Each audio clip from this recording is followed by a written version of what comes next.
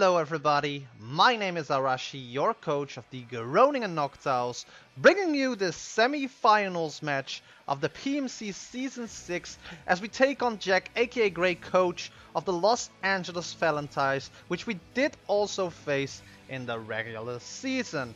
Now, Jack's team has the Mega Scissor, the Septos, who was a big problem for us in the regular season, also bringing the Quillfish, the Slowbro, the Chandelier, and the Drudigon. Now I'm bringing my Gardevoir, my Mega Pinsir, my Choice Banded Metagross this time with Explosion, so if needed we can actually do some amazing damage to the Zapdos, to the Slowbro, to the Drudigon, to everything, except of course for the Chandelier being a Ghost type. But you know, we brought Choice Bandit and with Explosion, so if needed we can press the red button and hopefully take something down and give us an advantage in the match if needed. We're also bringing White Herb Hitmonlee, who was the MVP in the quarterfinals. We're bringing Suicune leftovers, of course, and we're bringing an offensive Sandslash. This is the first time I'm bringing Sandslash, mostly because of the Zapdos, because the last time I did not have a right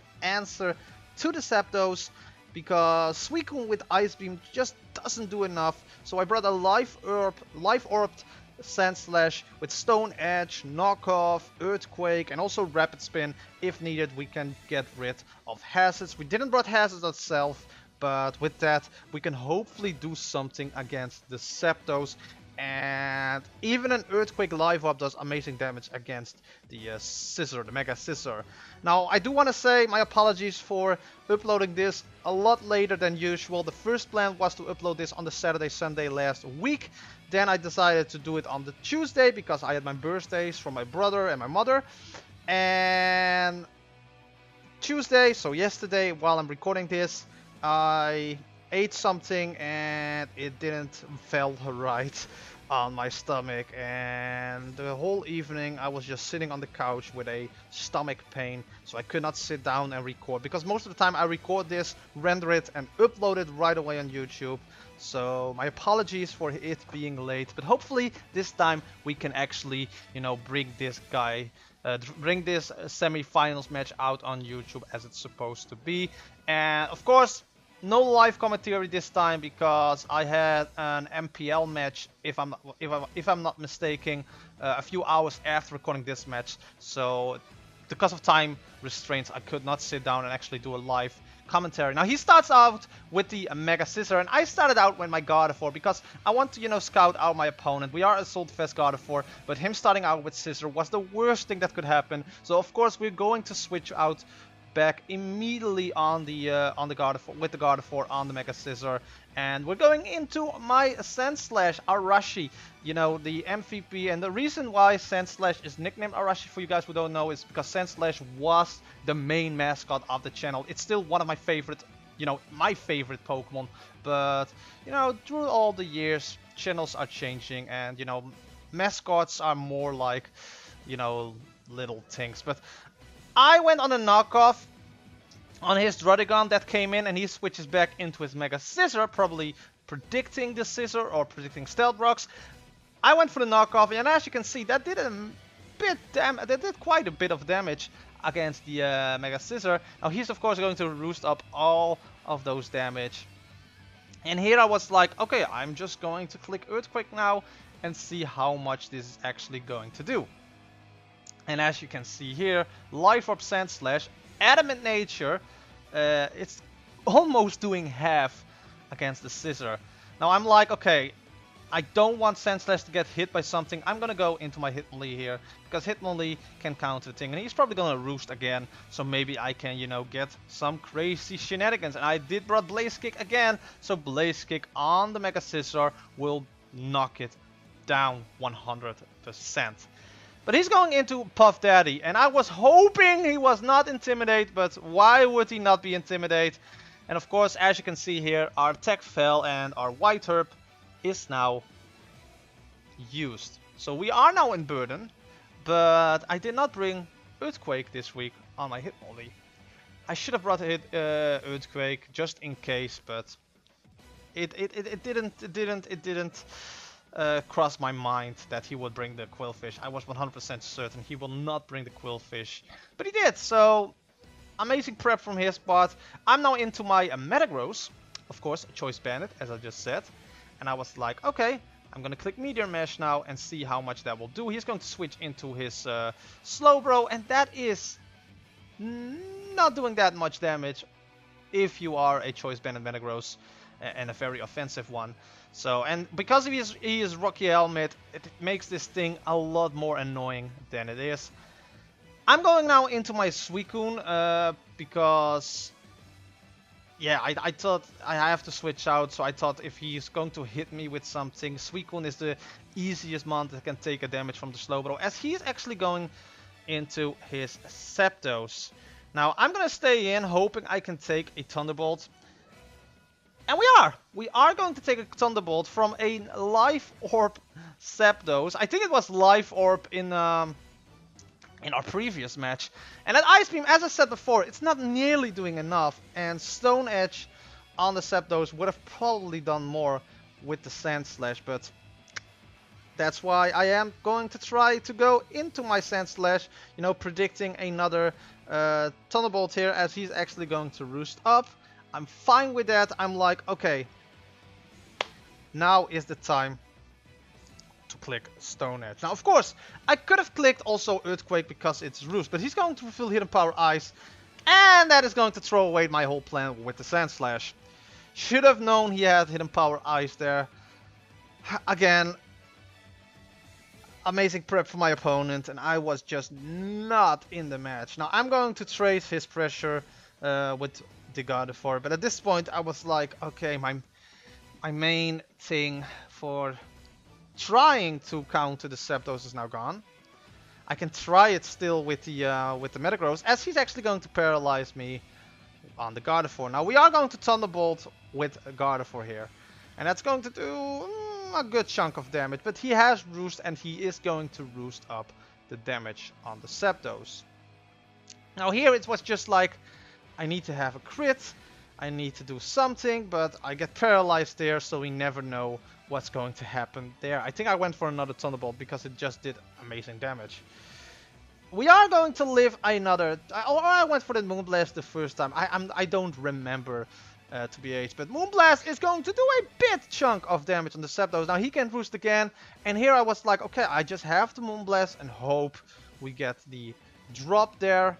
And just hope we can actually cripple this Zapdos down so that we can probably take it out later. So here you can see Moonblast will do enough damage, and he's going to actually withdraw now and bring his Crayola, the Druddigon. I went for another Moonblast because why wouldn't I? And he reveals that he is the berry to resist an Moonblast. Again, amazing prep by my opponent, the Rosali Berry. Amazing prep by my opponent there. I am paralyzed. We won't outspeed the Druddigon, and an Earthquake will kill my Gardevoir. So also my Gardevoir is now down. And if I'm not mistaken, I have now 2 of my Pokemon down, and he has 0. So I was afraid we're going to lose this match with 6-0. So here I was like, okay, you know what? Hopefully he goes into like the Zapdos. I'm going to click Explosion, but he's going to stay in on the Druddigon, but the Druddigon will go down to the Explosion, so at least my Metagross will go out with a bang, literally.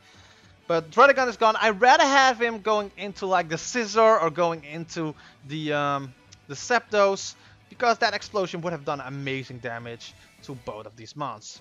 Now I'm going into my Hitmonlee. Of course, as I mentioned earlier, the White-Tip is already gone thanks to the Intimidate from the Quillfish, who is going to go in again, trying to lower my attack on the Hitmonlee. And I'm like, okay, I'm gonna click Stone Edge. This is why I brought Stone Edge, but it's not going to do that much, especially not after the Intimidate. So here I was playing very risky. I was like, okay, I'm going to curse up to bring myself back to my, you know, regular attack speed, and he's going to reveal Thunder Wave, and that is going to ruin the whole plan for that, because even though, you know, we were already lowering our speed, but as you can see here with the taunt, you know, we can't curse up again, And he can now just try to poison jab me, hope to, you know, do some amazing damage, which he will. We're going to Stone Edge, and we will miss. So a big chance to knock this thing out, because Stone Edge has a chance to high crit, is gone. We are going to hit the Stone Edge right now, and it's not going to kill the Quillfish. And now the Quillfish can use Poison Jab, and the Hitmonlee is now also gone, which means that we now have 3 of our mons down, and he has still 6 of his mons. So I'm going to go into my Suicune here, still on 24 HP, but the spikes that the Quillfish dropped earlier will bring back the Suicune. So now we are down to 1 more. We have now 5 mons. 5 mons we're gone. So we have only our Pinsir left against 5 of his mon. His Druddigon died earlier. I'm still a little bit sick. But here I was like, okay, we're gonna Swords Dance up, because we need to do something. We need to play risky. He's going to Thunder Wave me. Now I really wished he would miss the Thunder Wave here, but it's fine. We do have Quick Attack here. And we are going to, if I'm not mistaken, hit the Quick Attack here if he wanted to stay in on the Quillfish. Now he is actually going to go into the Slowbro with the Rocky Helmet. Now the Quick Attack did a lot. Now here, he's going to withdraw again into the Quillfish to lower my attack. There's nothing else I could do here, because, you know, I don't have any Pokemon left. So I can just click Facade right here. I should maybe went for a Sword Stance there, predicting him going for that, but at that point I was just hoping to kill off the Slowbro there with the Facade. Now he's going into his Chandelure. I'm going to quick attack again because of the aerial late. It will do over 50. The Shadow Ball will connect. But we are actually living on 1 HP. We're living on actually 1 HP. And the next Quick Attack will kill off the Quick Attack, I think the Facade, I don't know, but it will kill off the Chandelure. But of course, Scissor having Bullet Punch will make sure that Mega Pinsir will go down. But Mega Pinsir brought the game a little bit back to a 3-0 loss, but because this is a semi-finals, that doesn't really matter. It means that we are out of the PMC right now. We've managed to reach the semi-finals, and I cannot be any more proud than I was in this season. I played average this season in PMC. You know, we had 5 wins and 5 losses in the regular season. Then we won the quarterfinals, so then we got 6-5, and now in the semifinals we lost. So we end this season total, you know, including everything, the regular season and the playoffs, with 6-6, 6 wins, 6 losses. And if I'm not mistaken, a differential of -1. We ended the season with 0 differential. We won the quarterfinals with 2-0 if I'm not mistaken, and now we lost for 3-0, so yeah, -1. So I'm not that mad about, you know, what we've accomplished this season. We've played, you know, great matches and then combined those with, you know, average to less good matches. And here, you know, I tried my best to counter the Zapdos, to counter the Mega Scissor, but that Quillfish pretty much secured the game for him, and I can only say respect to Jagray for bringing that thing, because I like Quillfish as well. Like, I like Quillfish as a mon. Quillfish is an amazing mon. The shirt on my trainer icon from my channel is an actual Quillfish shirt. If you don't know, you should check it out.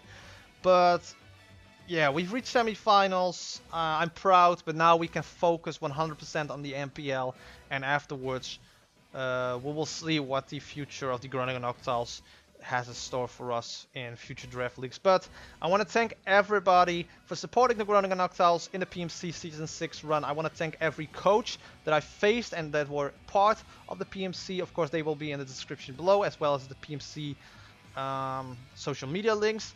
I don't know if there will be a PMC Season 7 in the near future. I don't know if I will be a part of that, because as I mentioned in my review of the regular season, there were some things I was not really satisfied about of the PMC. but that's everything for the future, and I cannot really look in the future that much, so that is something that we'll have to wait and see.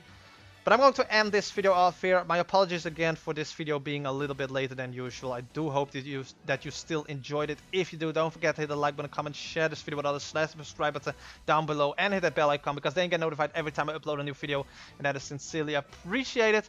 But with that, I'm going to end this video here, and I will see you guys in the next matches in the MPL for that season. But with that, thank you guys so much for watching, and I will see you guys next time. Bye bye!